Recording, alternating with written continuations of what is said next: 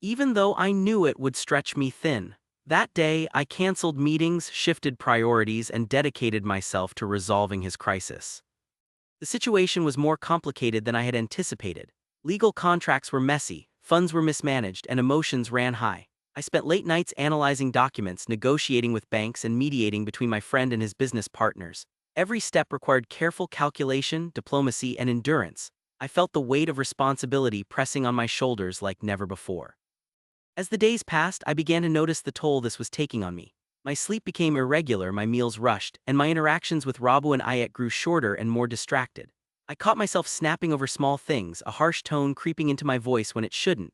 The sacrifices I was making for loyalty and friendship were bleeding into my family life, and I could feel the strain building. One night, after hours of paperwork and phone calls, I sat alone on the balcony.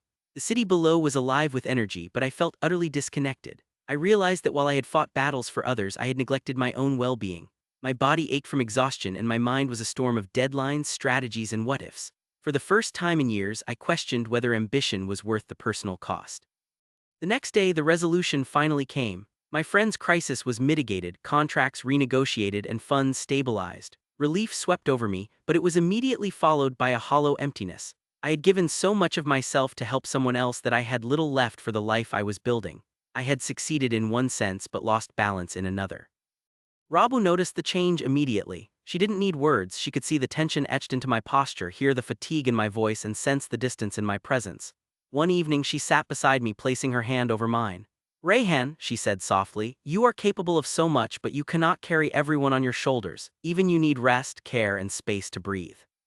Her words struck me. I had always believed that strength meant endurance, that responsibility meant pushing through, regardless of personal cost. But now I understood that wisdom also meant knowing limits, understanding that resilience wasn't just about sustaining effort but about maintaining the energy and clarity to act when it mattered most. Ayet, curious and perceptive, asked me why I seemed tired all the time.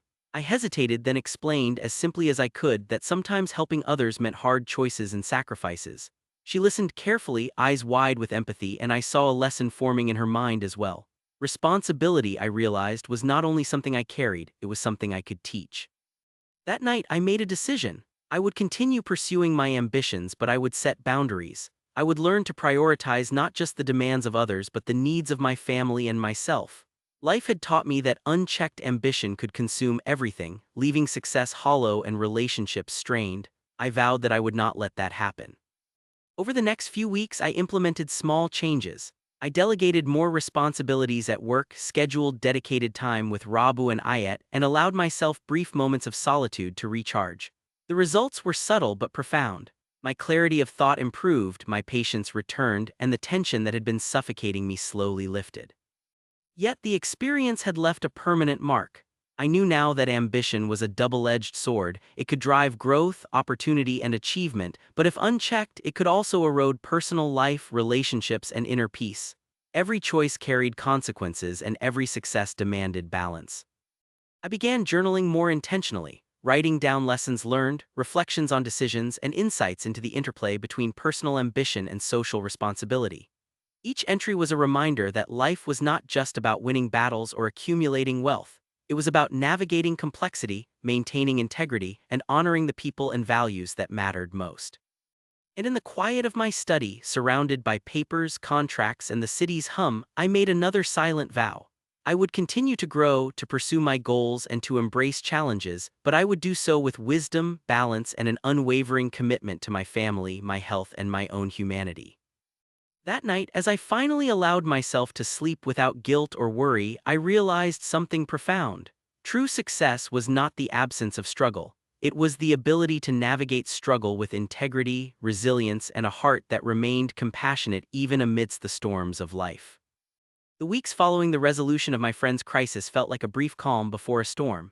I had settled into a routine of cautious balance, work, family, and the occasional moments of solitude to reflect and recharge. Yet in business, calm is rarely permanent. I would soon discover that even the closest alliances could shift in an instant, and that trust, once given freely, could be weaponized against you.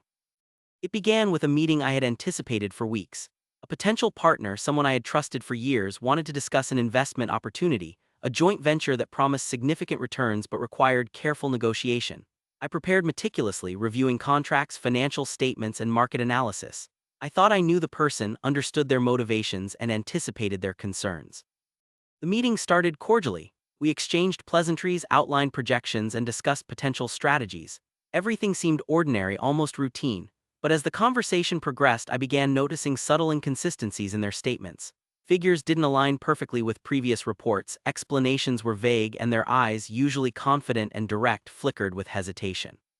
At first, I dismissed these signs as nerves, perhaps anxiety about the deal, but intuition is a hard teacher and mine had rarely been wrong. By the end of the meeting, the unease had settled into a knot in my stomach. Something was off and I couldn't ignore it. The next morning, I began a careful investigation. I contacted mutual associates, double-checked financial records, and reviewed past transactions. Piece by piece, the truth emerged. My supposed partner had misrepresented key details of the venture. They had concealed debts, inflated revenue projections, and worst of all, were negotiating a parallel agreement with a competitor behind my back. The betrayal hit hard, not just because of the potential financial loss, but because it was personal. Trust had been broken, and I felt the sting acutely. I replayed every conversation, every handshake, and every confident nod, searching for signs I had missed. Anger and disappointment simmered beneath the surface, but I knew that acting impulsively would only worsen the situation. Strategy, not emotion, had to prevail. I spent days crafting a response. Legal counsel was consulted, contracts were scrutinized, and counter-strategies were developed. I had to protect my interests while avoiding public escalation that could damage reputations and future opportunities. The experience was exhausting. It tested every skill I had honed over the years: analysis, negotiation, and above all, patience. Mid the chaos, I kept Rabu and Ayat informed, though selectively.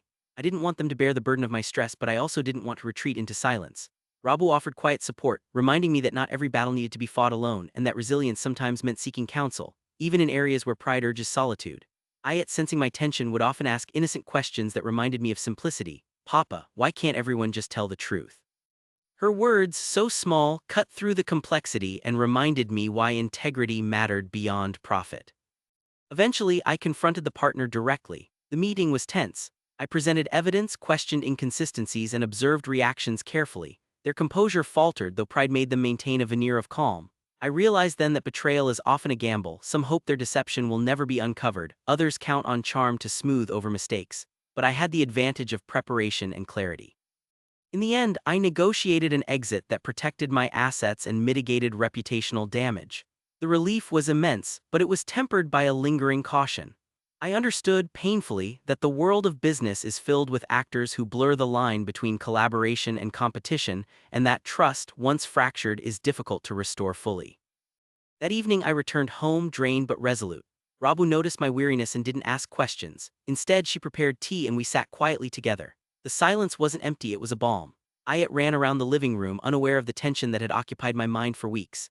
Their presence reminded me of what truly mattered, and I vowed to channel lessons learned into better judgment, tempered caution, and a renewed focus on integrity. Sleep came slowly that night, but when it did, it brought clarity.